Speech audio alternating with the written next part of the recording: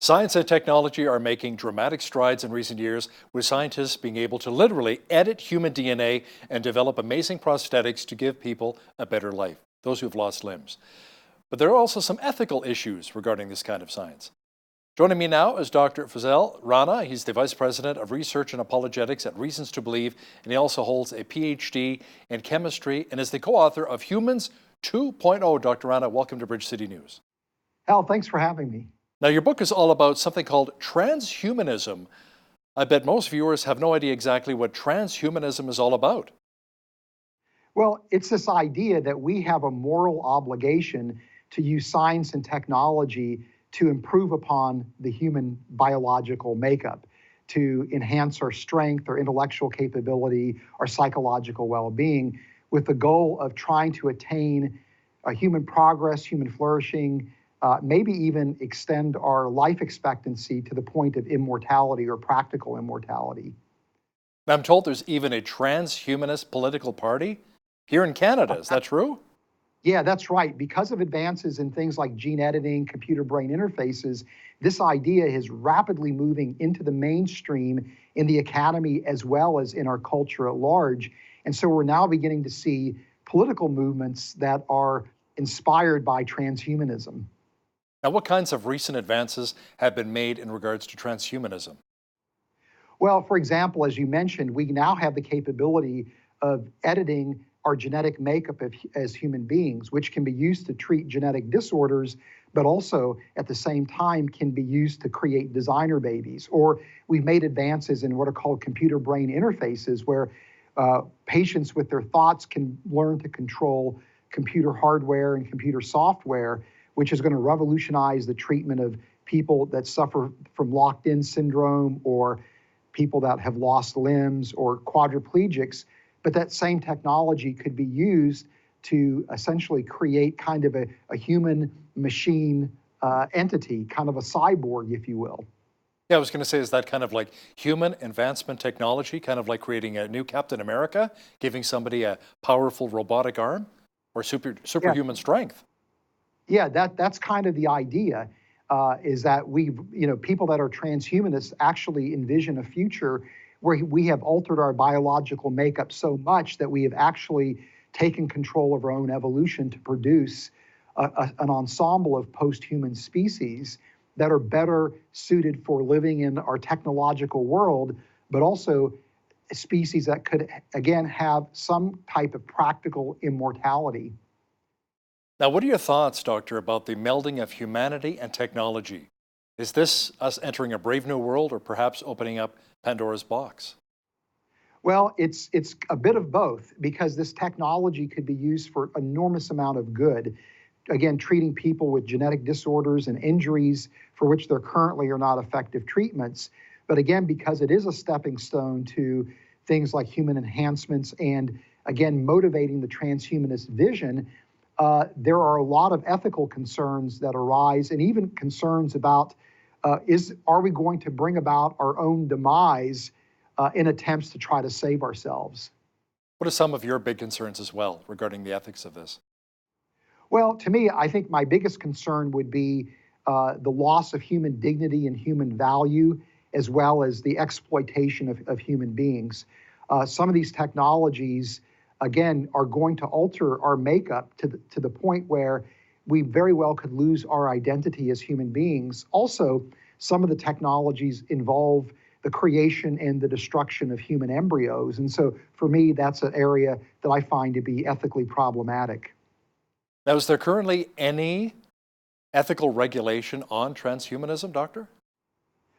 Minimal at best. The science and the technology are progressing so fast that we don't really have the wherewithal to do proper ethical deliberation on these technologies, let alone implement regulations that are then effectively enforced.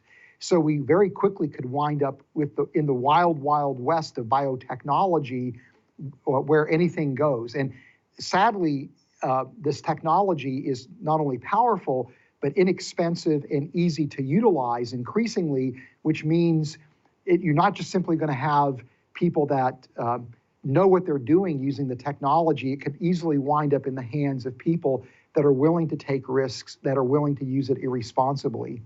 What are some of the potential philosophical pitfalls we need to really be made aware of, especially as Christians?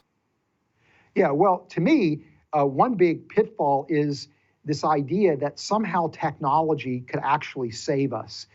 Scholars that work in the philosophy and the history of technology very readily acknowledge that as human beings, we have an uneasy relationship with technology. It can be used for good and to promote progress, but it also leads to unintended consequences. And many times technology creates new problems that didn't exist before. And plus, when we take into account the fact that as human beings, we have a propensity to use technology in inappropriate ways, it's very easy to see how we could wind up unintentionally creating significant problems for humanity, maybe even bringing about our own extinction through the well-intended use of this technology. Or again, if somebody wants to be malevolent in the use of the technology, because it's so powerful, it could do untold damage. Now, much of this science and technology would be very expensive and perhaps only accessible by the rich.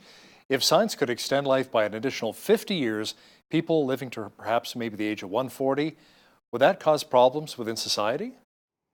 It sure would. And bring up the point about this technology creating a world of have and have nots, where there are going to be people that are augmented, that are going to have an advantage, which leads to more opportunities for them to become augmented. And as humans live longer and longer, it raises all kinds of questions about how do we structure society? How about the retirement age? The retirement age, instead of 65, if somebody's living to the age of 140, maybe retirement age is 100, right?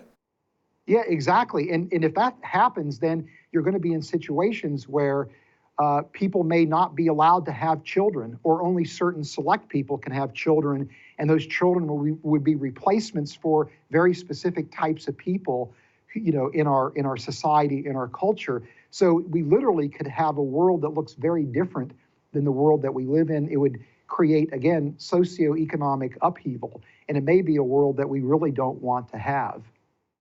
Would something like artificial womb technology challenge God's created order? What are your thoughts? Well, again, it's one of those things where it's a mixed bag. It's both good and bad. For example, the good would be that it could actually be used to treat premature births and have better outcomes. As a Christian, this could actually be viewed as a pro-life technology, where somebody, if they have an abortion, instead of destroying the fetus, could actually put the fetus into an artificial womb and bring it to full term. But also, you could easily see women electing to not carry a child to full term, but to essentially turn over their baby into an artificial womb environment. And that could, again, lead to a number of ethical issues, a number of disconcerting issues about the way society would be structured. Dr. Rana, how real is the concept of brain-computer technology, people being able to control devices with their thoughts? It's a very real technology that's extremely powerful, that in which advances are being made very, very rapidly. But there's a dark side to the technology as well, because not only can it be used, again, to treat people that are amputees or quadriplegics, but there's now the thought that maybe this will be a stepping stone to something called the brain net, where we would all have computer-brain interfaces, and that we could literally link our brains one to another, creating something that Michio Kaku, the physicist, calls a brain net.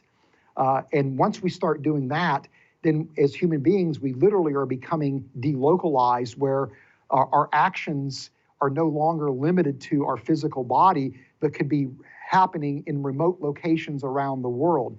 So it's a very frightening prospect of what that actually means for our identity as human beings. It almost reminds me a bit of that classic movie with Arnold Schwarzenegger, Total Recall, where they put these artificial memories into his mind, through a computer. But at the same time, I'm thinking, if I can learn to speak Spanish and French that way overnight, maybe that's not necessarily a bad thing. Well, this is the thing that is really troubling and complicated about this technology. It can be used for good, or it can be used for nefarious purposes. And so it's really important, I think, that we have productive dialogues within our culture about how this technology is used. And it's all the more reason why Christians need to be informed about the technology, and have a sophisticated and credible voice in shaping how the technology is used. What about the possibility, Doctor, of uploading an individual's mind and all those memories to a computer? Is that actually a possibility?